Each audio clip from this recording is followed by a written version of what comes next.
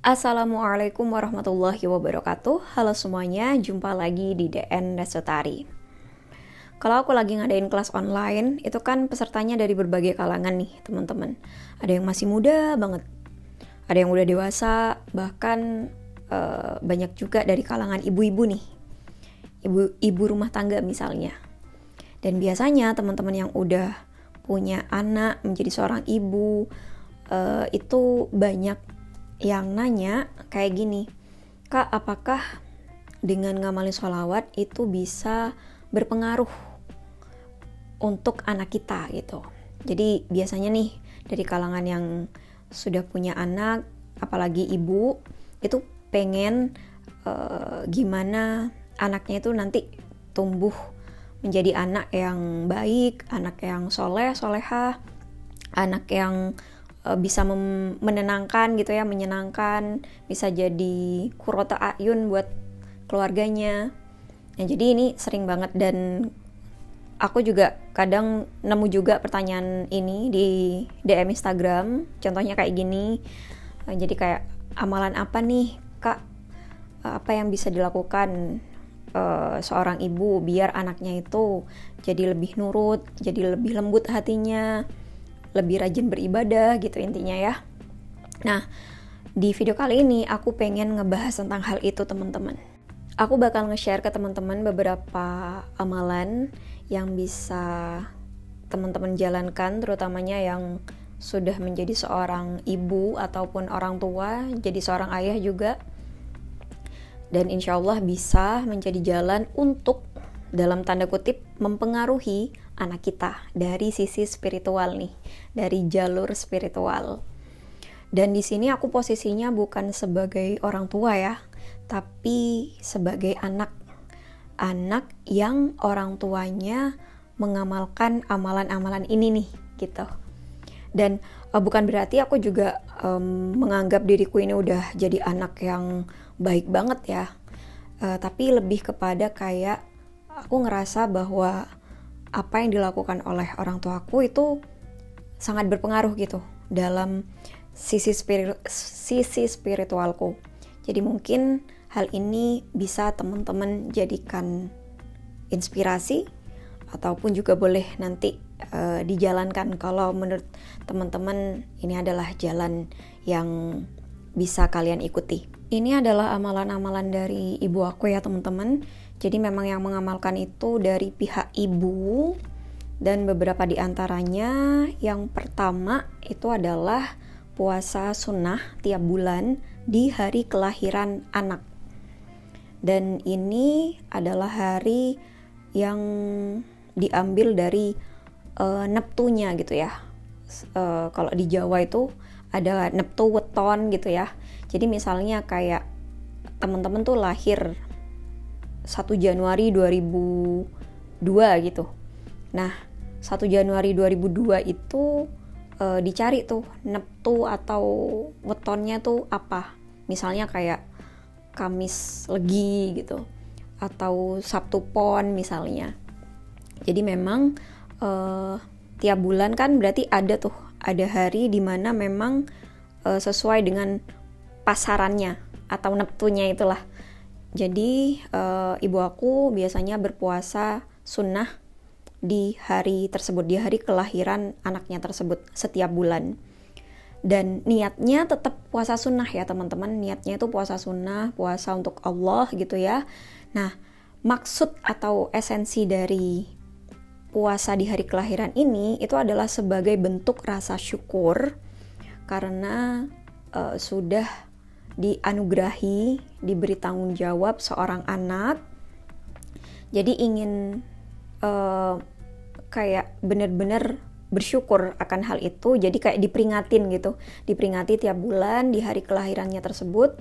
Nah, dan sebagai bentuk syukurnya kita berpuasa gitu, menahan diri dari hal-hal yang dilarang misalnya kayak gitu teman-teman. Jadi esensinya itu adalah rasa syukur.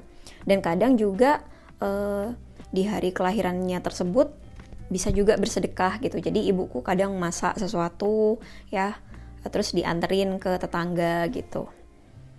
Jadi kayak apa ya, diperingati setiap bulan. Kalau kita kan taunya ya cuman ulang tahun tuh diperingati setiap tahun ya. Nah kalau terutamanya di kalangan Jawa, ibuku tuh memperingatinya setiap bulan teman-teman. Jadi berpuasa bisa juga dengan bersedekah. Gimana buat teman-teman yang mungkin bukan orang Jawa, yang nggak ngerti tentang hal-hal hitungan-hitungan Jawa, tentang neptu ataupun weton, teman-teman bisa kayak misalnya memperingatinya itu setiap tanggalnya nih, setiap tanggal di bulan apa, maksudnya gini, jadi kayak teman-teman cari kelahirannya di bulan Hijriah itu tanggal berapa. Nah nanti setiap bulan sesuai dengan kalender Hijriah teman-teman berpuasa tuh di tanggal tersebut. Jadi misalnya lahirnya itu 1 Januari 2002 tadi, teman-teman cari kalau di kalender Hijriah itu tanggal berapa tuh, tanggalnya menurut kalender Hijriah tanggal berapa, terus disesuaikan, kemudian diperingati setiap bulan di tanggal tersebut. Bisa dengan opsi seperti itu. Yang kedua, menghususkan berdoa untuk masing-masing anak dan diawali dengan tawasul amalan. Aku kasih contoh seperti ini. Jadi misalnya teman-teman itu punya 2 anak nih, si A dan si B. Jadi setelah selesai sholat wajib terutamanya, teman-teman kayak membaca atau mengamalkan amalan terlebih dahulu. Jadi kita bertawasul ya lewat amalan tersebut. Boleh sholawat, boleh al-fatihah misalnya. Kita kasih contoh sholawat nih, karena kita kan lebih banyak bahasnya tentang sholawat. Jadi setelah kita selesai sholat, terus kita baca sholawat sekian, hitungan sekian ya, misalnya kayak 100 gitu, 100 sholawat Allahumma sholli ala Muhammad. Nah lalu kita niatin dalam hati kita bahwa 100 sholawat tersebut sebagai tawasul amalan untuk doa anak A gitu. Nah setelah selesai 100 untuk si anak A, selanjutnya baca lagi 1 sampai 100, dan ini khusus kita jadikan tawasul amalan untuk doa anak B. Nah setelah itu baru deh kita berdoa ya, setelah menyelesaikan tawasul amalannya itu, terus kita berdoa itu untuk masing-masing anak tersebut. Ya boleh doanya spesifik, misalnya untuk si anak A itu doanya tentang apa, untuk yang anak B doanya juga tentang apa gitu. Jadi itu yang biasanya ibu aku lakuin. Pokoknya satu anak itu harus dikasih doa spesial gitu ya, doa spesialnya, dan diawali dengan tawasul amalan. Bisa dengan sholawat, bisa juga dengan amalan-amalan yang lain. Nah, kemudian yang ketiga, ini tidak kalah pentingnya, yaitu memperhatikan makanan yang masuk ke tubuh si anak. Entah itu dari cara memperolehnya maupun dari sisi kandungan gizinya ya. Dan terutamanya juga ini sih, kayak dari cara memperolehnya. Dan di sini berarti ada peran seorang ayah yang juga cukup dominan ya. Karena kan biasanya kita itu dalam keluarga itu kan nafkah biasanya dari ayah nih yang bekerja gitu. Jadi perhatikan betul sumber penghasilan kita itu benar-benar dari jalan yang baik gitu teman-teman. Jadi dari jalan yang halal, yang baik. Karena itu sangat berpengaruh untuk tumbuh kembangnya seseorang anak, terutamanya dari sisi spiritualnya. Makanya aku bersyukur banget aku lahir dari orang tua yang petani, karena kayak apa ya, bias penghasilannya itu sangat minim gitu loh. Karena ya jadi seorang petani ya apa yang mau di ini gitu, nggak ada yang bisa dimanipulasi juga. Jadi aku ngerasanya itu bener-bener sesuatu yang murni ya, yang masuk ke dalam tubuh kita itu sih. dari sisi makanan, karena itu akan berpengaruh ke fisik dan juga spiritual ya, mental, batin, dan jiwanya seorang anak. Yang keempat, mungkin ini ada pembahasannya dari sisi ilmu parenting ya, tapi orang tua aku tuh kalau tentang ilmu parenting yang ada teorinya gitu, mereka nggak paham teman-teman, karena bapak sama ibuku itu adalah orang ya zaman dulu ya, yang bahkan tidak tamat SD, jadi nggak ngerti lah konsep atau teori-teori perkembangan anak itu, nggak ngerti. Cuman yang aku salut dari mereka itu adalah mereka tuh bener-bener pasrah.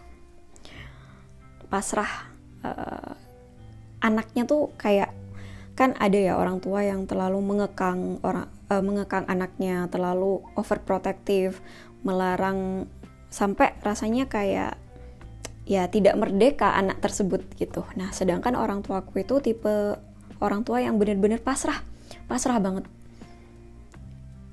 Di dalam diri mereka itu aku melihatnya bahwa anak adalah tanggung jawab, tapi mereka juga tidak lupa bahwa yang bisa mengawasi 24 jam di luar pengawasan mereka itu adalah Allah.